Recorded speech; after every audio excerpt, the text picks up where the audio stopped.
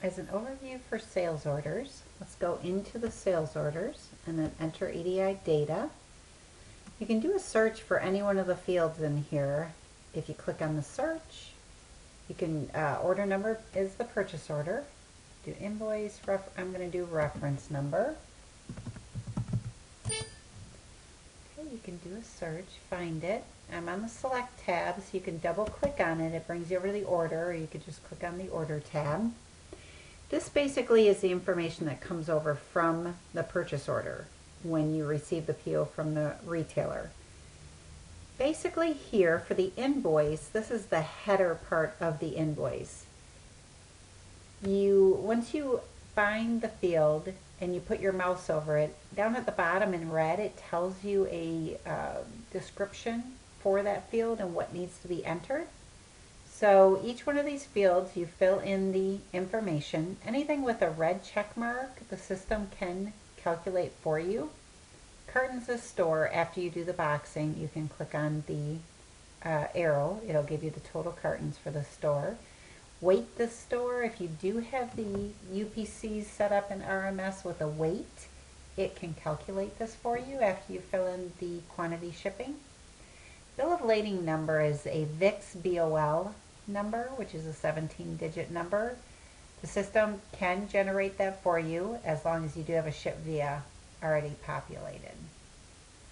Remit to, if you click on the ... it comes up with the remit to information. If you have a factor, you can fill in your factor information here. Usually you only have one remit to. However, if a retailer requires that you have the, like let's say your DUNS number or a payee number in the retailer assigned ID, you might have a few different remit tos. Definitely check this, make sure that this information is correct. Let's move to the items tab, which is the body part of your purchase order. Here I'm going to go ahead and I'm going to say that it's a complete ship. If it's not a complete ship, you can still click complete ship and then change the quantity here of what is actually shipping. So they ordered 24, but we're only shipping 23. When we send the ASN for this order in particular, if these two numbers are not equal, it will create a back order in RMS after you send the ASN and invoice. Okay, from here, so basically the invoice is complete, but you have one more step in order to finish out the ASN, which is the boxing. You telling the system what is in each box. You've got a couple different options here. You could do all-in-one, which throws everything into one box. Case pack, if the items do have a case pack, it'll take the quantity shipping divided by case pack to give you that many boxes. By group, if you have so many going into one box of each item, you can do it by group. By quantity is the one that I'm going to choose, just to give you an idea. Let's say we want 7 in here along with 4 of this item into one box. So this is what's in one box, a total of 11 pieces. I'm going to execute. And see how it now says quantity box, quantity unboxed. If I choose all-in-one, it's going to put the remainder into one box.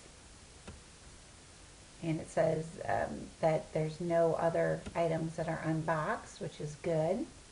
UCC boxes and items tab at the bottom, it shows you your UCC carton number on the left along with what's in each box. So if I click on either one of these, it tells me what is in the box. To print the labels, you can click on the printer. It gives you a format of labels. You do have other options here. You can print by store, which gives you only the store that you're on. You can do just one label. PO, it'll give you, if it's a store breakdown, it'll give you all the stores for this one PO. All is, it'll print all labels for every retailer that you have boxing done for that has not been transmitted.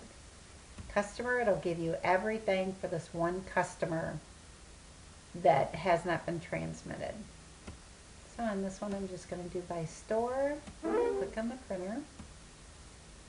Okay, now I have it set up to automatically go to a PDF. I'm just going to put in a generic name so that you get an idea of what's coming up here. So this is my UCC 128 labels. I have it formatted to do 4 to a page. So here are my 2. And so if I had 4, the 3rd label would be here and the 4th label would be down here. We do also have the label formats going to a thermal printer, which is 1 to a page, which is a 4x6 label.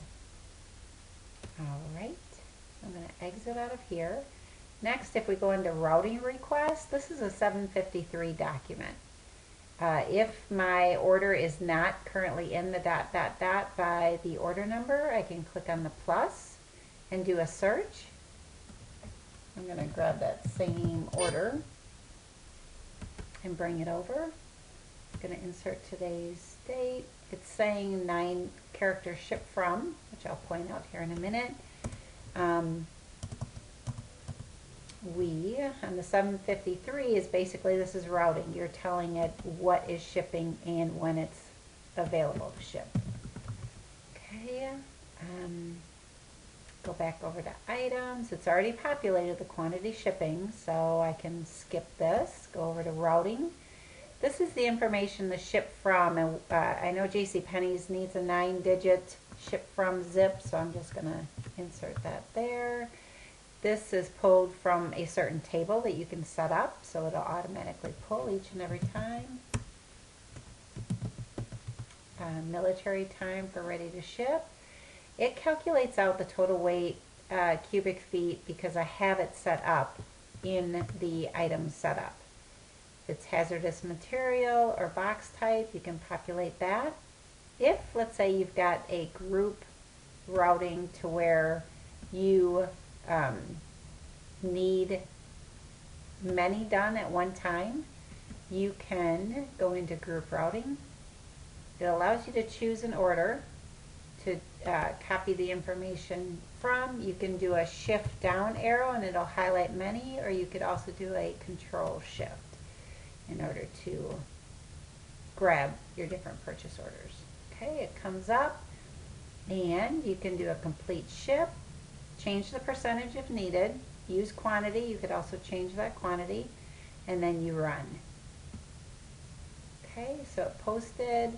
Now you can find those orders in here. It will have already populated, brought everything over, and ready for you to send. Next is the order status, which is the 855 or 870. If the order is not found in here, you can click on the plus. I'm going to grab that same one. Okay, so you select it. And you populate the different information. Again, this is you telling them when you're shipping it and if you can ship it complete. It's an 855 or an 870 document. Order status, I'm going to say I'm accepting the order. Over to items, and I tell it what I'm shipping. It pulled from my ASN and invoice, so I'm saying that I'm accepting this, and you're able to send. And that completes the overview.